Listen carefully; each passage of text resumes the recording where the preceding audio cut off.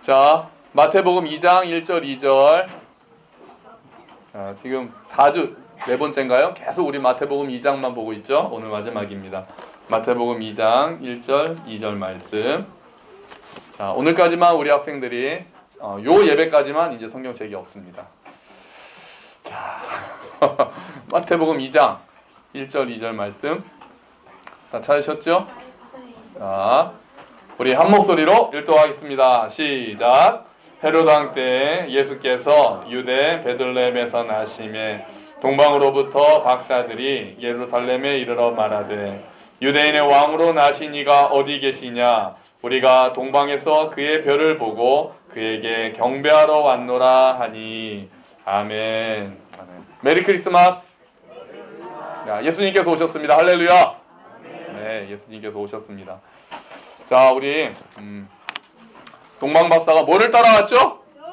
그렇습니다. 별을 따라서 먼 곳에서 별을 보고 예수님께 와서 경배했습니다. 자, 여러분, 우리가 이제 별의 입장에서 생각을 해봅시다. 별의 입장에서요. 우리가 별을 좀 생각해 보려고 해요. 자, 그러니까 결국 동방 박사를 예수님께로 인도한 건 뭐였습니까? 그러니까 별이었죠. 별이었죠. 여러분을 예수님께로 인도한 별은 누구였습니까? 지금 기억하실 수 있나요? 여러분께서 이 자리에 오셔서 예배를 드리시게 되고 그 전에 복음을 알게 되시고 그리고 하나님을 만나게 되시고 믿음이 생기도록 할 때 여러분을 처음에 그 자리로 인도했던 별 있으시죠? 그 별이 모태신앙인 경우에는 그냥 자연스럽게 부모님이 됐을 수도 있을 것 같습니다. 또는 믿지 않다가 또 믿는 배우자를 만나게 돼서 또 복음을 알게 되고 하나님을 알게 되신 분들도 계시겠죠. 또는 반대로 자녀를 통해서 복음을 듣게 되신 분들도 계시고요. 또 친구, 또 어떤 분이 있을까요? 직장 동료, 어떤 분들을 통해서든 지금 여러분들께서 하나님 앞에 와서 예수의 탄생을 진짜 그냥 연말연시 크리스마스가 아니라 정말 하나님께서 이 땅에 오신 것을 알고 믿고 감사하고 찬양하고 경배하게 하는 데는 여러분을 이 자리에 인도한 별이 누군가 있었을 것입니다. 여러분 잠시 그분에게 감사하는 시간 가지세요. 물론 하나님의 은혜죠. 우리가 하나님 앞에 또 찬양할 수 있는 것 자체가 하나님의 은혜라는 것은 여러 번 말할 필요가 없습니다. 하지만 그 은혜의 통로가 된 누군가가 있었죠. 그 누군가 덕분에 우리가 이 자리에 올 수 있게 되었습니다. 저 같은 경우는 당연히 이제 저희 부모님이시죠. 부모님께서 또 이제 원래 교회를 다니셨고 그래서 저는 이제 자연스럽게 교회를 다니다가 또 잊지 못할 스승이 있기도 합니다. 물론 모태신앙으로 교회를 오래 다녔지만 특별히 그분을 통해서 내가 하나님을 더 알게 되고 교회 안에서도 그럴 수 있죠. 그분을 통해서 진짜 그 전에는 그냥 교회만 다녔다면은 어느 순간에 어떤 목사님의 설교를 통해서 또는 무슨 수련회를 통해서 그냥 찬양 테이프나 어떤 설교 테이프를 통해서 그분을 통해서 내가 진짜 하나님을 알게 됐다고 할 만한 별이 또 있을 수 있습니다. 물론 저도 있고요. 저도 그분을 통해서 내가 말씀이 어떤 것인지를 알게 되고 또 말씀을 배우게 되고 하나님을 더 알게 됐다라고 고백할 수 있는 그런 고마운 별이 있습니다. 여러분도 그런 별들도 있으시죠? 그분들도 생각하시는 대로 또 감사하는 마음을 가지셔야 할 것입니다. 또한 우리가 하나님을 알게 되고 하나님을 믿게 되고 주님 앞에 나온 다음에도 또 우리는 여전히 또 하나님으로부터 멀어지기가 쉽고 하나님의 은혜를 잊어버리기가 쉽죠. 그래서 하나님께서는 또 여러 가지 별들을 우리에게 허락하셨습니다. 우리에게 하나님을 더 알 수 있게 하는 아주 여러 가지 별들을 우리에게 허락하셨습니다. 어떤 것들이 있을까요? 우리가 하나님을 알게 하는, 우리를 하나님께로 인도하는 별은 어떤 게 있을까요? 그냥 저요. 굉장히 좋은 별이네. 벌써부터 정답이 나와버리네. 하나님의 말씀이 일단 제일 크죠. 하나님의 말씀을 통해서 우리가 하나님을 알 수 있어요. 정말 말씀, 그 성경의 역사적인 것들 또는 사실은 그것을 넘어서 그 안에서 하나님의 마음을 읽어낼 수 있다면 그 예수님께서 하신 일들을 보고 아, 하나님이 이러신 분이구나 라고 우리가 알 수 있다면, 그리고 그 하나님이 지금도 동일하게 우리를 인도하시는구나 라고 믿게 된다면 그게 정말 가장 좋은 거죠. 그래서 우리를 하나님께로 인도하는 가장 좋은 별은 역시 말씀입니다. 그래서 제가 날마다 아침 묵상을 하자고 강요에 가까운 강조를 하고, 또 우리가 말씀을 공부하자고 자매 모임, 형제 모임, 청년 모임, 중고등부 할 것 없이 계속해서 강조하는 이유가, 우리가 말씀을 통해서 하나님께서 우리에게 허락하신 가장 큰 별은 말씀이기 때문에 그렇습니다. 물론 진리의 성령 하나님이시라는 거는 그건 또 더 얘기할 필요가 없는 거고요. 또 어떤 게 있을까요? 우리 성도들과의 교제도 우리를 하나님께로 인도하는 별이 될 수 있습니다. 진짜 자매 모임 같은 경우에 특별히 그런 일들이 또 많죠. 그래서 그냥 또 꼭 자매 모임이 아니어도요, 또 어떤 신방, 그냥 또 만나요를 통해서 이야기를 하는 동안에 그 사람이 경험한 하나님을 알게 되고, 또 어떤 사람을 통해서 우리가 위로를 받죠. 많이 힘들 때 그냥 어쩌다 온 전화 한 통, 그냥 기도하다가 생각났어 라고 하는 그런 전화 한 통에 하나님의 사랑을 절실하게 경험할 때가 있습니다. 그냥 지나가면서 한마디 툭 던지는 말 가운데 하나님께서 그 말을 통해서, 그냥 그 한마디를 통해서 하나님의 은혜를 경험하게 하실 때가 있죠. 우리 주변에 그렇게 별이 많습니다. 여기 이렇게 별들이 많은 거예요. 별들의 합창이 되는 거예요. 스타워즈가 아니라 별들의 전쟁을 하면 안 되고 별들이 모여서 하모니를 이루는 거죠. 그게 교회입니다. 또 어떤 것들이 있을까요? 아름다운 자연을 보고 우리가 하나님을 알게 되기도 합니다. 하나님의 신묘막측한 그 솜씨를 알게 되죠. 정말 자연을 바라보고 별들을 바라보다 보면 야, 정말 나는 먼지 같은 존재구나라는 걸 깨닫게 될 때가 많죠. 광대한 밤하늘을 바라보면서 저 광대한 우주 가운데 작고 작은 지구, 그 작고 작은 그 안에서 또 작고 작은 대한민국, 또 그 안에서 또 작고 작은 나, 이렇게 생각을 하다 보면 야, 정말 하나님의 위대하심은 우리가 말로 다 할 수 없구나. 오히려 가장 작은 것을 보고 하나님의 크심을 알게 되기도 합니다.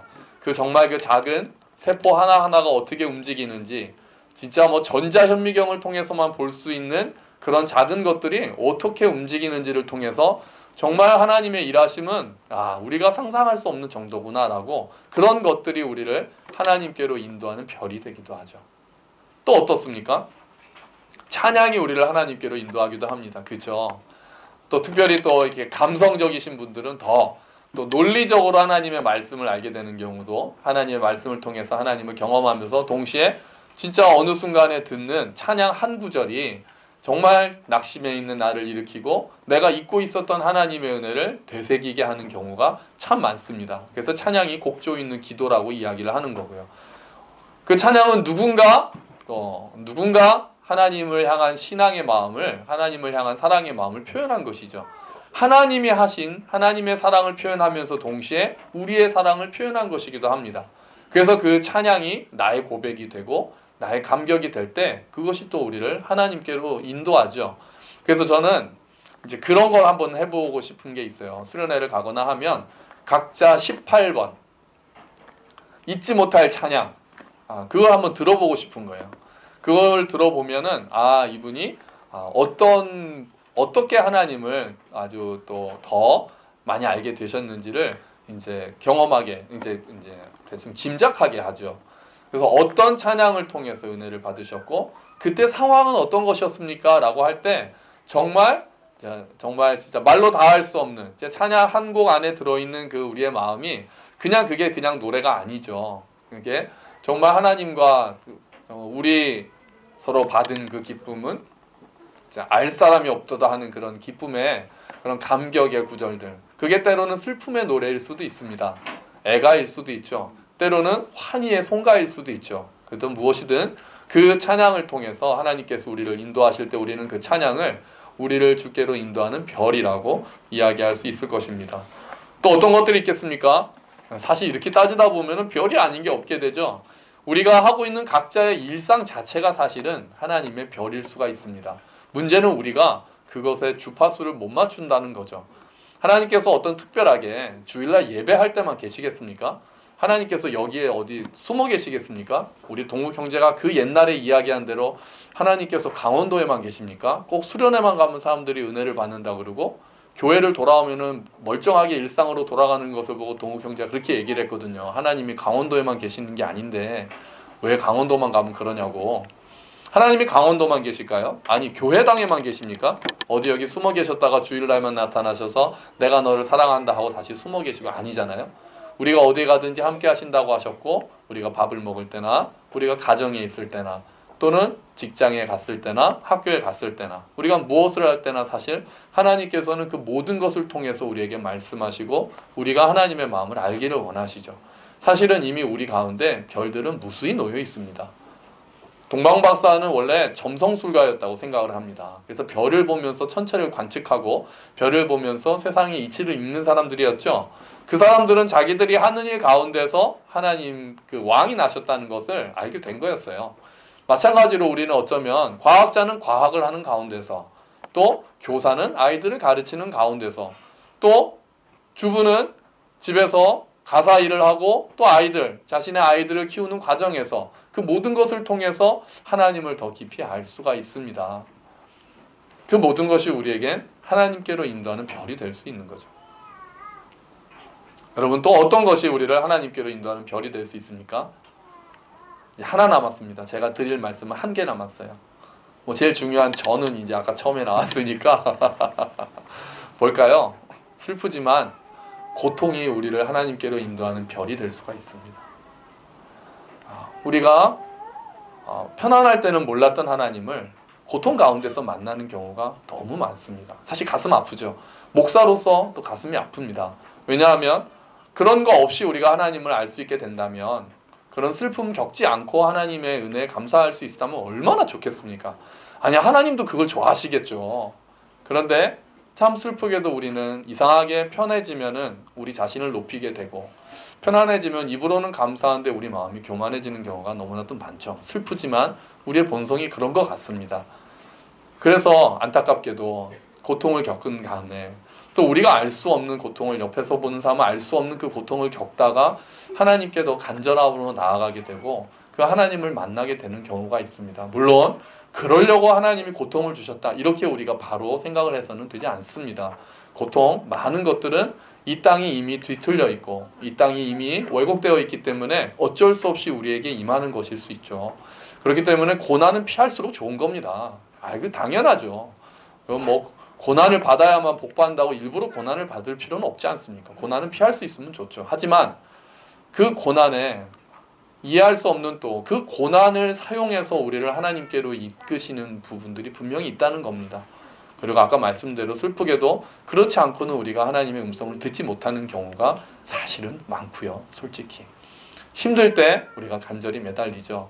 어려울 때, 몸이 아플 때, 사업이 되지 않을 때, 자녀가 어려울 때, 배우자가 힘들 때, 사람들의 관계로 상처를 받을 때 우리가 정말 하나님께 더욱더 매달립니다. 인생의 의미를 잘 모르겠고 허무하고 공허할 때, 내가 계획했던 대로 되지 않을 때 우리가 하나님 앞에 나아갑니다.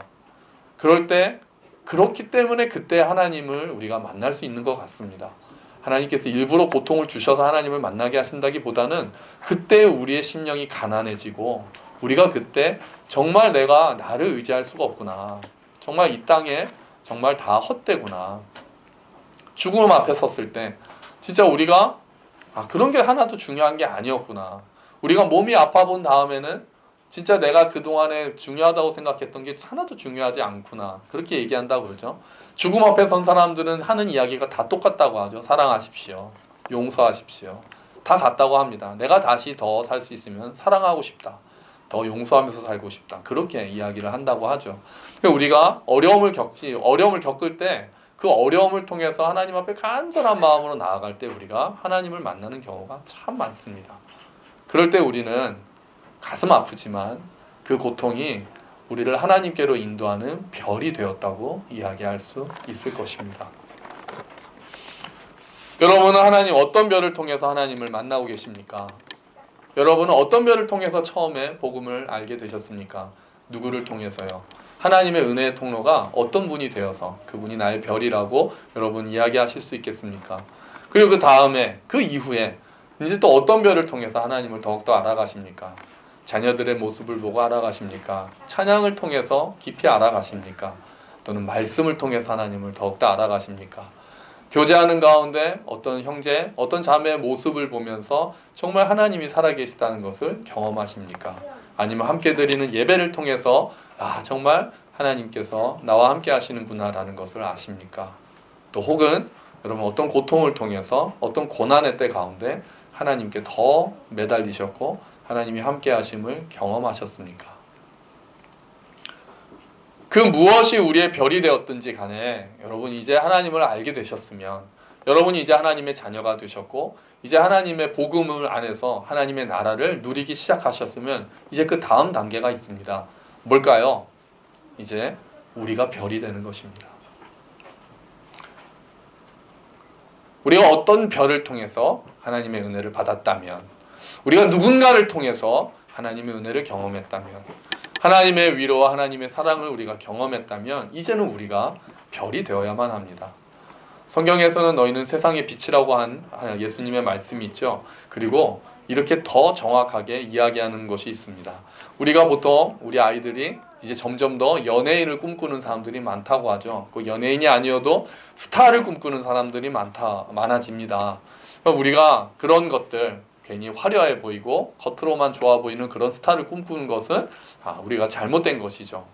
아이들에게 일단 다 그 꿈이 헛된 거다 이렇게 이야기할 필요는 없겠지만, 그것이 허영심 가운데 일어난다면 사실은 많은 경우 가운데 깎여 나가야 될 부분이 있을 것입니다. 하지만 진정한 스타가 있는 거죠. 많은 사람을 주께로 돌아오게 하는 그런 별과 같은 사람이 있습니다. 다니엘서 12장에 이런 말씀이 있습니다. 다현아 한번 해줄래? 우리 한번 같이 읽어볼까요? 시작. 지혜 있는 자는 궁창의 빛과 같이 빛날 것이요 많은 사람을 옳은 대로 돌아오게 한 자는 별과 같이 영원토록 빛나리라. 아멘. 우리가 꿈꿔야 할 스타가 여기 있는 거죠.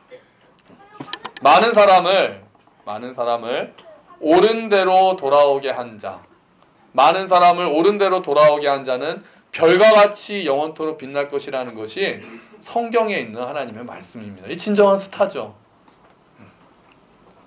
많은 사람에게 하나님의 은혜를 전할 수 있는 사람.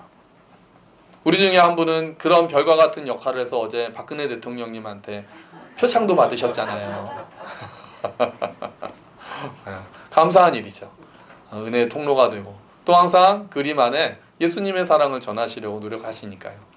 그냥 행복이 아니라 진정한 행복, 그냥 위로가 아니라 진정한 위로, 그냥 격려가 아니라 진정한 격려, 때로는 그냥 옆에서 손을 잡아주고 때로는 그 아픔을 해결해 줄 수는 없지만 함께 울어주고, 예수님께서 그러셨던 것처럼 함께 슬퍼해주고, 그 모든 문제 해결책은 예수님밖에 없다는 걸 알고 예수님을 전하는 사람, 내가 곧 진리라고 말씀하신 예수님 그 진리를 전하는 사람, 진리를 알지니 진리가 너희를 자유케 한다는 그 말씀을 믿고 자유함을 누리고 자유하지 못한 많은 사람들에게 그 자유함의 진리를 전하는 사람, 그런 사람들이 영원토록 별과 같이 빛날 것입니다. 여러분, 올해 크리스마스에 매년 그런 거 하나 봐요. 크리스마스 하면 생각나는 단어가 뭡니까? 이런 거 하더라고요. 그래서 따뜻한 평화 이런 거 하는데, 올해 작년에 비해서 5배가 올라간, 5배나 증가한 단어가 있습니다. 뭔지 아십니까? 외로움입니다. 올해 크리스마스 하면 생각나는 단어 중에 외로움이 5배나 증가했다고 합니다. 뭐가 그렇게 외로울까? 그래서 이제 결혼을 점점 더 잘 못하니까, 결혼을 못해서 짝이 없는 청년들이 그런 총각 처녀들이 그런 대답을 한 건지, 아니면 이제 자녀들과 점점 더 떨어져서 홀로 사시거나 따로 사시는 어르신들이 그런 대답을 하신 건지, 아니면 경기가 어려워지다 보니까 그냥 마음이 팍팍하고 힘들어서 외로움이라는 단어를 고른 건지는 잘 모르겠습니다. 그런데 우리 주변에 이렇게 성탄절인데도 불구하고 외로움이라는 단어가 이렇게 보편화되고 있다는 것은 이 세상이 참 많이 아프다는 반증이 될 것입니다. 여러분, 별빛은 활짝 빛나지는 않습니다. 그렇죠? 아주 화려하게 타오르는 태양과는 다릅니다. 굉장히 희미할 수가 있죠. 하지만 어둠이 워낙 짙기 때문에 그 정도 희미한 빛으로도 사랑을 전할 수는 있습니다. 여기 계신 여러분들, 저도 마찬가지고요. 태양이 될 수는 없습니다. 우리 수준이 뻔하잖아요. 우리가 뭐 얼마나 많이 사랑하고, 우리가 뭐 얼마나 열정적이고, 우리가 뭐 얼마나 복음에 불타오른다고 감히 태양 같은 또는 달과 같은 역할을 한다고 자부할 수 있겠습니까? 하지만 그렇게는 못한다 할지라도 별 정도는 우리가 사실은 할 수 있습니다. 우리가 그냥 아는 그 정도의 하나님만 전할 수 있다면, 우리가 경험한 하나님의 사랑, 성경에서 말하는 그 어마어마한 사랑을 다 우리가 모르더라도 그냥 돌이켜봤을 때 아, 하나님께서 이렇게 나를 인도하셨구나 라고 생각하는 그 정도의 사랑, 내가 힘들 때 나에게 주어졌던 어떤 형제 자매의 말 한마디, 어떤 사람의 중보기도 한마디, 그런 것들이 나에게 새로운 힘을 주고 나를 다시 일으켰다면 이제 나는 그 정도의 빛을 또 다른 사람에게 비출 수 있습니다. 내가 생각할 때는 정말 아무것도 아닌 것 같고 너무나도 부끄럽고 너무나도 부족한 빛이지만 어둠 가운데 있는 그 누군가에게는 그것이 정말로 너무나 소중한 길잡이 별이 될 수 있는 것입니다.